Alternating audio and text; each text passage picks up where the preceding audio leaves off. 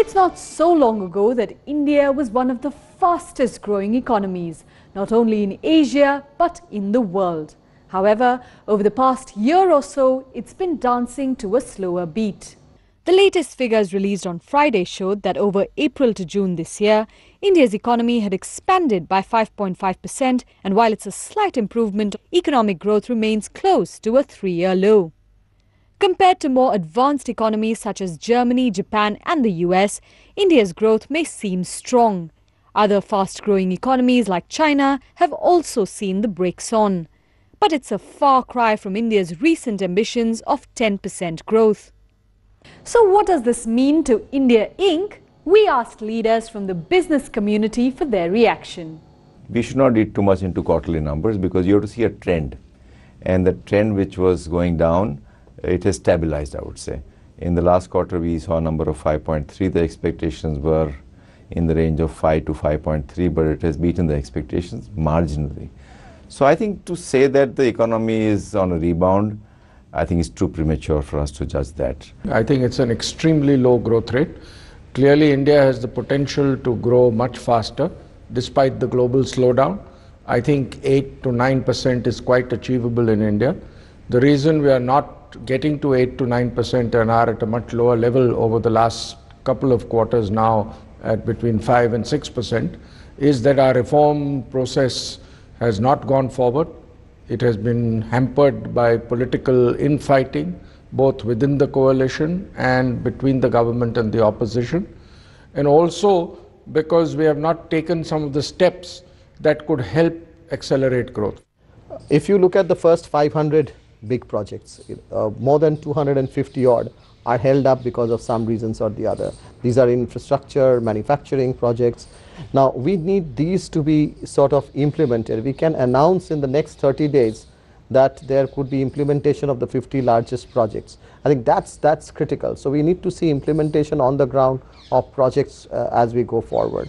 We need to create transparent policy.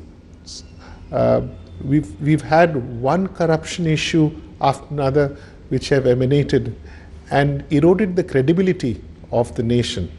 The Colgate scam, as we call it now, has really affected international companies to come to India. We were expecting a lot from the Prime Minister when he first time came up and he said that we will finally unleash the animal spirit to the economy. And I can see more he meant the turtle rather than a jaguar or a leopard.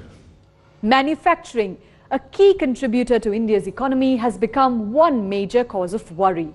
Over 3 of the last 4 months, industrial output actually shrank. But it's not just big business and industry that's been weathering a tougher economic climate. Lower than usual rainfall has sparked concerns about another crucial sector, agriculture. I've been taking a look at why India's economy is not matching up to its potential. Trouble starting up. Manufacturing is a key engine of India's growth, but it's been stalling. Mahindra is one of the biggest vehicle makers in the country, and tractors are a major part of its business. But recently, tractor sales have shrunk. While some of its other businesses are doing well, a host of domestic issues, including rising costs, remain a burden for industries like this one.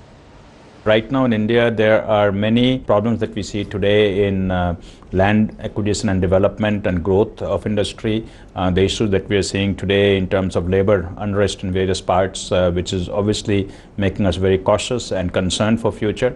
The cost escalations that we are seeing because of high cost of electricity. One, just the tariff itself, and second, the fact that electricity is not available and therefore you have to go for generators, which are much more expensive.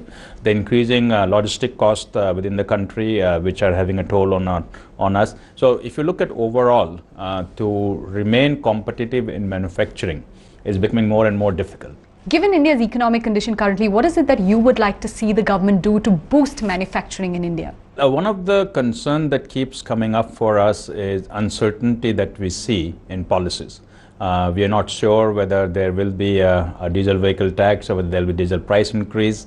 We're not sure what might happen to excise duty. The constant changes keep happening. Even let's say electric vehicle, for example, there was a subsidy that was available till 31st March, then was removed. And therefore, we don't know how to make the long-term planning for a product offering, for technology offerings. So this will really help the sector if we had a 4 or 5 year kind of plan in place, which we can then do a strategy around. But manufacturing isn't the only worry for India. Over the coming months, Mahindra thinks even fewer new tractors will be driving out into the fields if the unusually low rainfall hurts India's farming sector. It's bright and sunny as farmer Shankar Rao Shelar surveys his crops. Though it's more than halfway through the rainy season, this region has received only 50% of its normal rainfall. The costs of fertilizers and seeds have gone up as much as 4 times in just the last 2 years. If our production is hit because of less rainfall, we will suffer huge losses. Agriculture contributes less than a fifth of India's domestic product, but it employs more than half the population. With lower than normal rainfall in many parts of the country, agricultural production is likely to be hit, leaving less money in the hands of the farmers. This has sparked off worries that rural consumption, thought to be one of the drivers of India's economy, may be hit. And if harvests are poor, the already high food prices could be pushed up further. Critics say policymakers aren't moving fast enough to strike the balance between controlling inflation and stimulating growth. Seasoned economist Nitin Desai now explores what he thinks are the major challenges to India's economy and just what it would take to get back on the higher growth path. India had a long period of high growth, which began in the fiscal year 2003, went on till the fiscal year 2010, when growth averaged about 8.5%, and we were very happy with that. Since then, we've had a slowdown, 6.5% last year. This year, I think it will be even lower. I suspect it will be only around 6. And everybody's asking the question, is this a blip, or is this something which will reverse itself, or is this something which is going to last?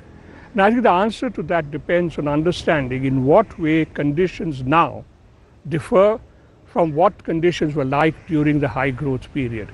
And that will give us a clue as to whether is this a blip or is this something which is likely to reverse itself. The biggest difference between the high growth period and now is the climate for investment.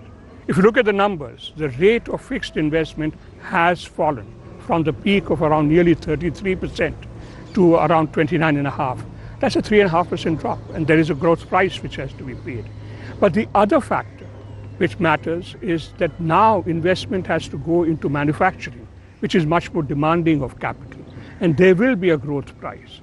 But perhaps the most important factor on investment is the climate, the mood for investments, both internally as well as externally, and that is another factor which we have to worry about. The change in the climate for investment that I spoke of is closely related to 2 other things: structural constraints on growth and the policy paralysis. Structural constraints matter because investments, productivity only tell you how much an economy can grow by, but not how much it will grow by. The biggest structural constraint in India is in infrastructure, mainly power. And I don't think we have succeeded in resolving that problem, as we have seen recently. The other thing which is, of course, holding back investments, companies sitting on projects, is the policy paralysis. Both of these are solvable problems. And if India succeeds in solving the problem of policy paralysis and infrastructure constraints on growth, then it can get back to a high growth path. Maybe not 8.5%, 9%, but certainly around 8% or so. So let us hope that that is what economic policy focuses attention on over the next couple of years. It's time for a short break now, but don't go away, because when we come back, walking a tightrope. Can India find the right balance between relations with both Iran and the West?